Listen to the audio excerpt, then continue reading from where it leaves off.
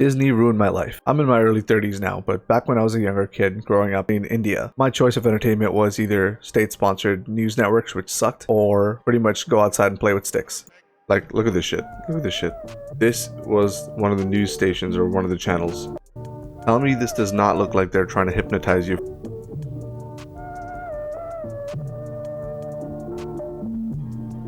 So to say I was bored would be a massive understatement.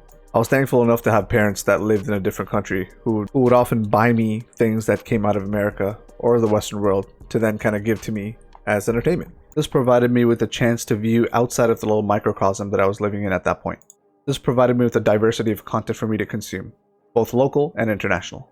One of these pieces was VHS cassettes, basically, that I'm pretty sure some of you guys won't remember because you're too young for that, but they look like massive bricks that you would throw into a electronic toaster, which you then plug into the TV and hope that you don't have to rewind the goddamn thing all the way back to the beginning because someone else watched it before you. Let me know in the comment section below if you felt that pain before. Anyway, I digress. So, these cassettes ranged anywhere from the classic of Aladdin, Lion King, Mulan, you know, the best Disney stuff from back in the day.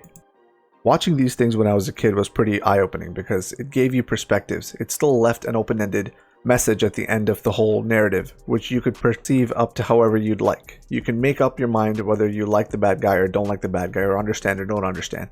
It had something for kids, it had something for adults, especially when you watched it later. And no, I'm not talking about all the subliminal stuff, although that's kind of interesting too. But the point I'm trying to make is it had something for everybody.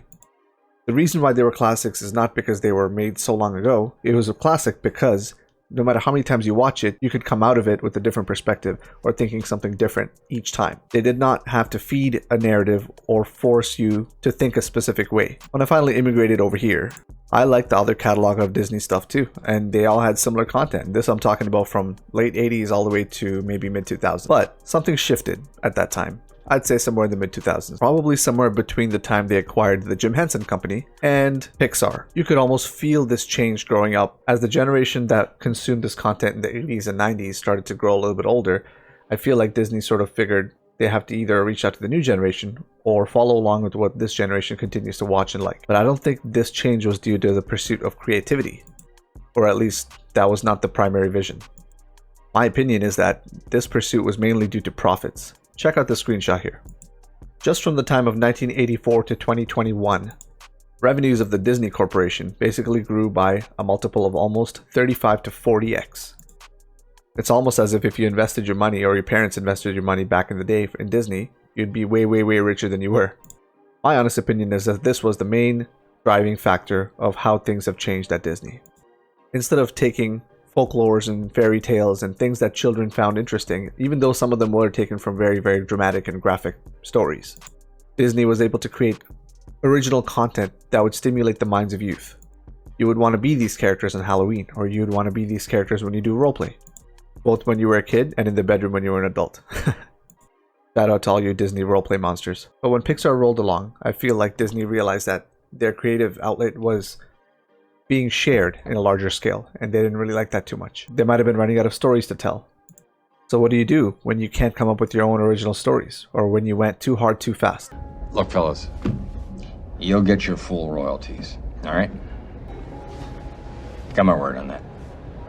Dick, Mac, let's make a deal.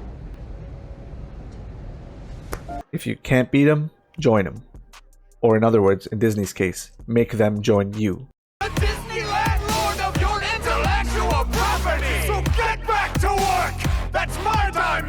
I didn't buy you for millions so you could play around debate. I would say the acquisition of Pixar marked a moment in history for Disney where they realized we can just buy the competition. We can just buy the creativity and the talent. We don't need to be completely original.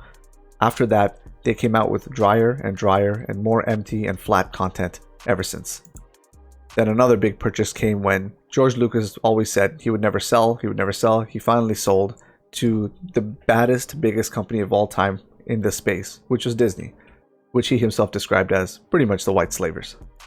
And this train did not stop. They acquired Marvel in 2009, Lucasfilm in 2012, and 20th Century Fox in 2019, acquiring massive names of intellectual property all throughout the space. Now I have to admit, If you're investing in this company, I guess you don't really care that much. But if you're investing in creativity, this is not the place to be. They've taken very, very creative works such as Lucasfilm Star Wars and made a complete mockery out of it, expecting the fans would show up every time their favorite characters show up on the silver screen. And maybe at first that was true, but as time went on, as Disney started to tighten its creative clutches on the creators, people started to realize Star Wars is now this driveling nonsense where they pretty much recycle stories from the old trilogy and force feed it back into us in an attempt to say, hey, look, there's something new and shiny over here. But when we uncover this, it's basically just the same thing wrapped in shit. Now, what do you do if all of a sudden the people that used to love your content before are now becoming your haters? Why, it's pretty easy in today's day. You find yourself a shill. Now, what is a shill, you ask? I'll leave the definition up on the screen.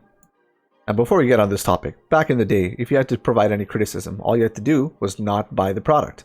But it was tougher because that was one of the only ways you could approve or disapprove of the content that was being created. Today, if you disapprove of something or approve of something, you send out a tweet and boom, all of a sudden, your voice is heard. Everyone in the world can react to what you're saying. Everyone in the world can retweet or reshare or share, whatever. So then Disney went and acquired the loud and proud members of the community who would literally defend any pile of horseshit Disney decides to put on the screen just because.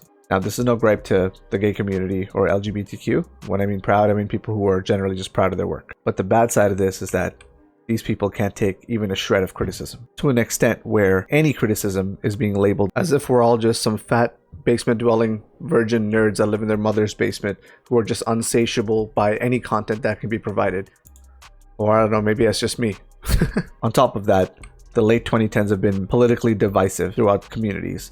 And now Disney has taken this entrenched political view set where they're able to basically portray whatever kind of message they'd like to portray, or a message they think that speaks to the majority of the people. While I don't actually disagree with the message, what I do disagree with is you trying to force that message upon people. I don't know about you, but sometimes this kind of stuff comes out as pretty contrived and you don't actually buy it. I don't know who's watching this thinking it's actually making sense or they're being genuine, but from what I can see, they don't really care about women, they don't care about LGBTQ.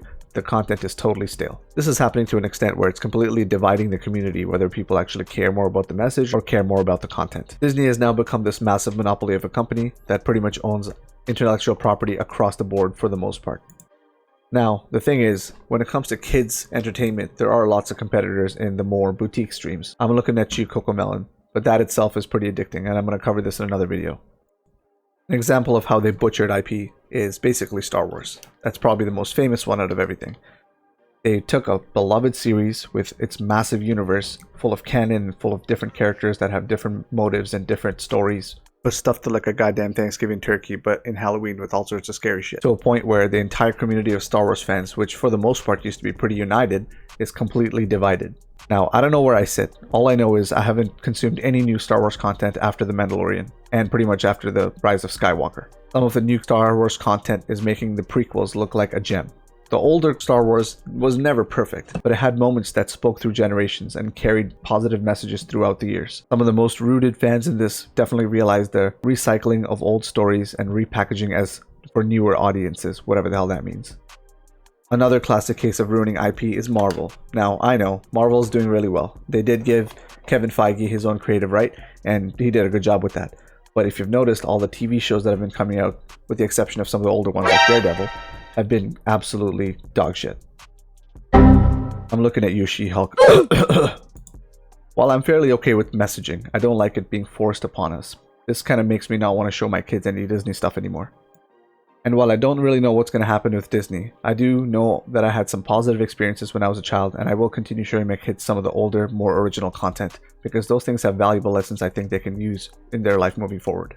I don't really know what the future holds for Disney, but all I know is, if they continue to throttle the creative freedom of some of the creators here, it's not going to end well. People are going to eventually realize, and they're going to move on to some different platform, no matter how shitty it is. I'm looking at you, Netflix. This is what happened in the mid-2000s with Pixar. They came out with really, really good content, namely Toy Story, and Disney noticed and they acquired it. In the future, if something like this does come out, would Disney acquire them? Maybe, but at least we know that people are noticing that the creativity is stagnating and other folks trying to create valuable content for us to consume. Let me know what you think in the comment section below. Let me know if you think I'm wrong or right. If you felt this content helped you, please feel free to subscribe. I will catch you all in the next one. Peace.